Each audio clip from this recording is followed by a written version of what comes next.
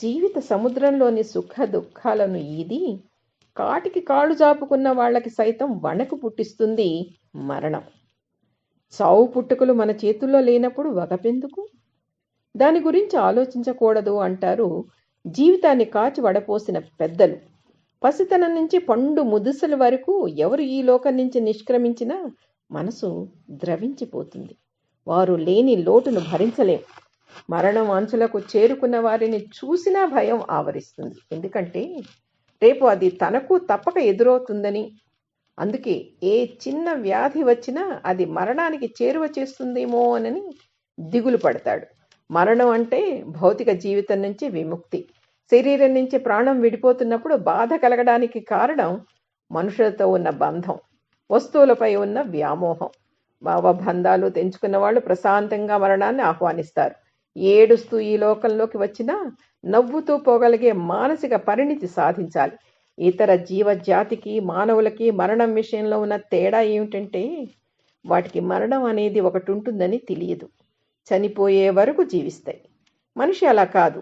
మరణం ఎరుకతో చనిపోయేలోగా ఉత్తమంగా ఉన్నతంగా బతకాలని, పోయాక 10 మంది శ్లాఘించాలని, కాయాన్ని మోయడానికి నలుగురినన్నా సంపాదించుకోవాలని తాపత్రయపడతాడు.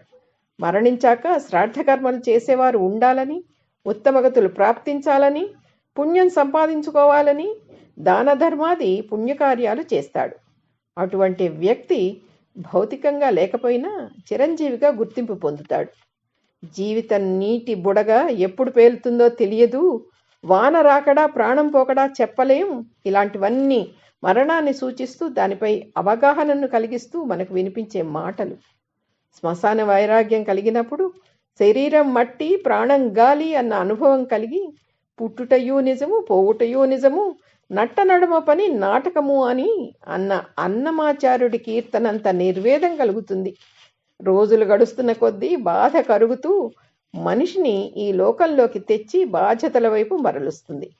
కాలం, మరుపు ఈ రెండు మనిషి జీవితానికి దేవుడిచ్చిన ఆయాచిత వరాలు. చావు పుట్టుకల మధ్యలో జీవితం గురించి ఆలోచిస్తే మానవులు ఎంత అదృష్టవంతులో అర్థమవుతుంది. బుద్ధి జ్ఞానాలతో మనసులోని ఆలోచనలకు రూపం ఇవ్వవచ్చు, కళలను సాక్షాత్కరింపచేయవచ్చు. వివిధ వృత్తుల్లో సంతృప్తిని పొందే అవకాశం సృష్టిలో మనిషికి తప్ప ఎవరికి ఉంది? కొంతమంది సమస్యలకు భయపడిపోయి జీవితాన్ని అర్థాంతరంగంగా ముగించుకోవాలని చూస్తారు. మన చుట్టూ ఉన్న మనుషులందరికీ సమస్యలుంటాయి. పెద్ద గీత ముందు చిన్న గీత సూత్రం వర్తింపజేసుకుంటే మన సమస్య పిపీలకమవుతుంది.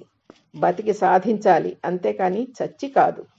గీతలో శ్రీకృష్ణ భగవానుడు చెప్పినట్లు అనివార్యమైన మరణం గురించి శోకించకుండా జీవితాన్ని ఫలప్రదం చేసుకునే వ్యక్తి మోక్షగామి. దేహం దైవ ప్రసాదితం అనుకునే వ్యక్తి మరణం గురించి ఆలోచించడు, భయపడడు. జీవితపు చివరి దశలో అందమైన జీవితాన్ని ఇచ్చిన భగవంతుడికి కృతజ్ఞతలు అర్పిస్తూ మృత్యువును సాదరంగా ఆహ్వానిస్తాడు. దీన్ని శ్రీ ప్రతాప వెంకట సుబ్బారాయుడు గారు రాశారు, దైవం ప్రసాదించిన దేహం అంటూ.